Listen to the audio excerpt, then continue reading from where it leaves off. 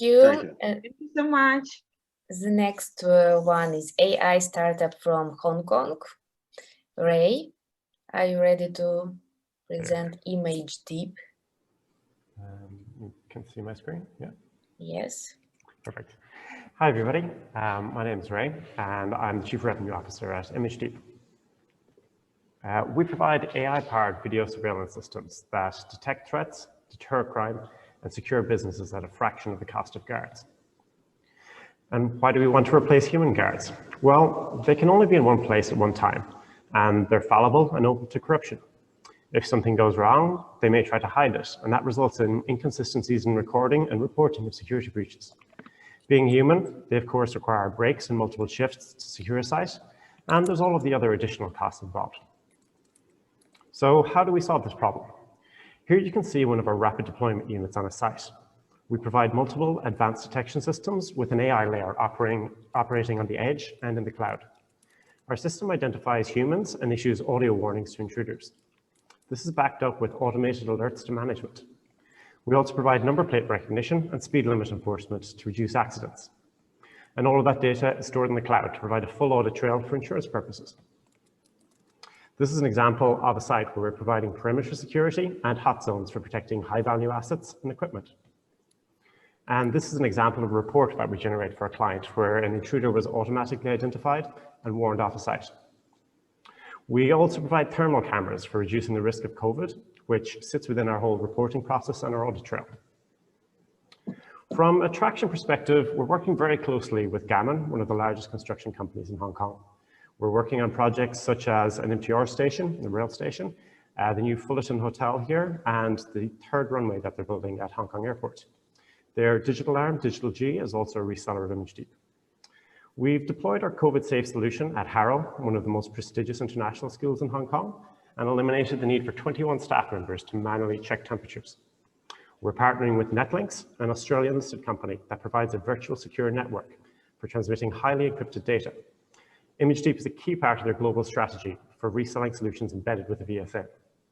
We're also partnering with Uhuru, a Japanese IoT company that's backed by SoftBank and Salesforce, and we're working together on a Japan-wide rollout. Our team, so our CEO, Niall, has 25 plus years experience in computer vision, and he's the holder of several patents in the field. He's been on the management team of several companies that have had exits in excess of $100 million, and he was operations director at the third largest airport in the Middle East. My background is in sales and marketing for enterprise software, and my previous company was also in computer vision. Our product is built and live with enterprise clients. We're raising funds to scale up rapidly and take advantage of our validated market opportunity. We're going to be building out our sales team and supporting them with marketing and PR. And we'll be building out our operations to manage our expanding client base. We're ImageDeep. Thank you very much. Thank you for great pitch. Cheers. So, any questions, guys? Ray, my name's Lisa Salud. I've got a couple of questions for you specifically around your vision science. What kind of technical dependencies do you have on your data infrastructure in order to be able to execute? A little more specific on that. Sorry, that seems a little vague. What exactly are you trying to get at? Yeah, What's your concern? take, for example, a construction site, which often isn't wired. How are you delivering effectively on a construction site 24/7, 365? Sure, yeah. So we typically have two SIM cards baked in onto the units. 4G thus far, but we're just after putting in a tender on one of the major construction sites here where we're going to be implementing 5G on top of that. So that's going to really deal with any of those issues, reduce latency, really increase the amount of data that we're going to be able to stream from those sites. Second question I have is around the audio event detection and vision event detection. You state that that is delivered on the edge. Audio event detection, are you recording a record of discovery once that anomaly has been detected, once it alerts the Security Operations Center? And can an insurance company essentially ask you for that archive of video? Yeah, so we're working with Marsh here, and they're bringing us into a lot of the guys here. Exactly what we do. It's all about, really, our key differentiator here is all the process that we have in place and the audit trail. You got that event, it raises an alert, creates that report.